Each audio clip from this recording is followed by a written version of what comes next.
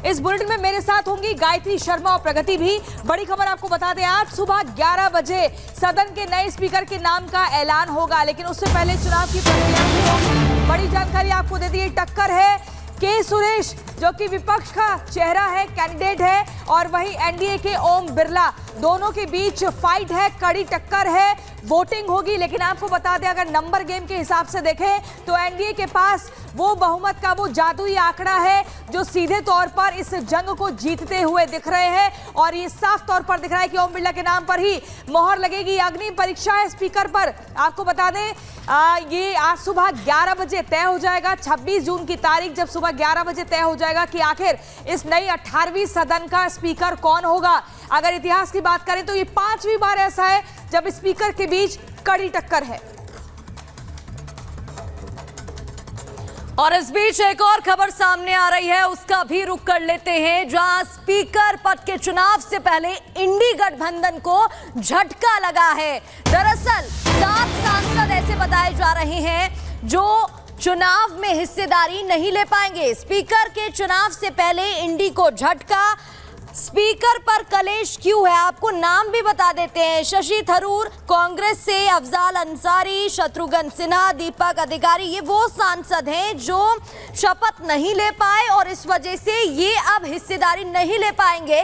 तो एक बड़ा झटका इंडी गठबंधन को। चुनाव से पहले 7 समर्थक सांसदों ने पद की शपथ नहीं ली। शपथ न लेने से वोटिंग नहीं कर पाएंगे ये स्पीकर के चुनाव से पहले। इसी तरह इंडी को एक और झटका लग गया है।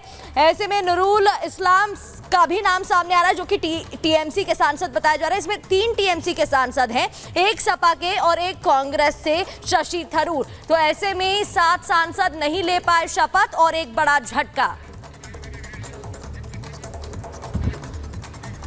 और आइए आपको स्पीकर चुनाव में खेला हो सकता है, क्योंकि स्पीकर चुनाव में संख्या बल वर्सेस फैक्टर आपको बता रहे हैं। वी फैक्टर असल में पूरा संख्या बल के हिसाब से देखने को मिल रहा है, क्योंकि अगर बीजेपी की बात करें तो बीजेपी के पास सबसे ज्यादा 241 सांसद हैं। आप देखिए नंबर गेम हम आपको बता रहे हैं, एनडीए के सहयोगी दल मिलाकर 292 सांसद बैठते हैं, और ऐसे में आंकड़ा जो है वो सत्ता पक्ष के पास है। एनडीए को जगन की पार्टी का यानी वाईएसआरसीपी का भी समर्थन मिल रहा है और ये भी पक्ष में जाता है। इसके अलावा एनडीए को जगन की पार्टी के साथ साथ आपको बता दें कि लोकसभा में 4 सांसद है वाईएसआरसीपी के, जो कि यानी सत्ता पक्ष के समर्थन में वोट करेंगे, और ऐसे में आंकड़ा आप देखिए सत्ता पक्ष का बढ़ता जा रहा है। जबकि इंडी गठबंधन की बात करें तो इंडी गठबंधन के पास सिर्फ 233 सीटें हैं, और ऐसे में अन्य दल अगर साथ आ जाते हैं तो ये जो आंकड़ा है वो 249 के करीब बैठता है।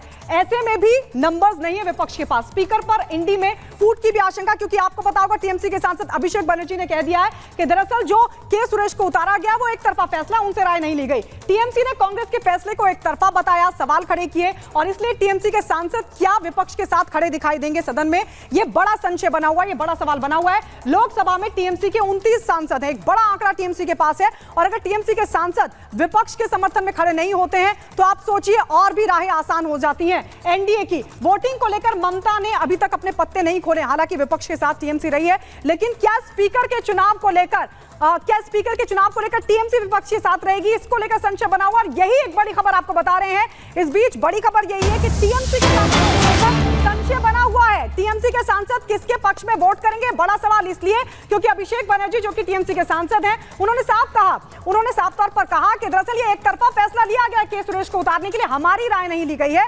और ऐसे में क्या टीएमसी इंडी के साथ खड़ी नजर आएगी, इसको लेकर डाउट बना हुआ है, इसको लेकर संदेह बना हुआ है, और एक बड़ा आंकड़ा टीएमसी के पास है 29 सांसदों का। और इसी खबर पर हमारे वरिष्ठ सहयोगी अखिलेश राय हमारे साथ जुड़ गए हैं।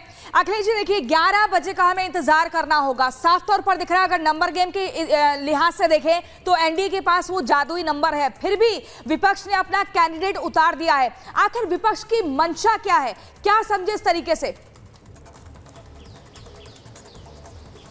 देखिए, विपक्ष की जो मंशा है पहले दिन से दिखाई दी थी कि हर मुद्दे पर वो इस सरकार का विरोध करेगी। संख्या बल आपने दिखाया था पूरे ग्राफिक्स के माध्यम से, उसमें एक और कमी हो गई है क्योंकि वायनाड सीट खाली घोषित है। तो इस तरह से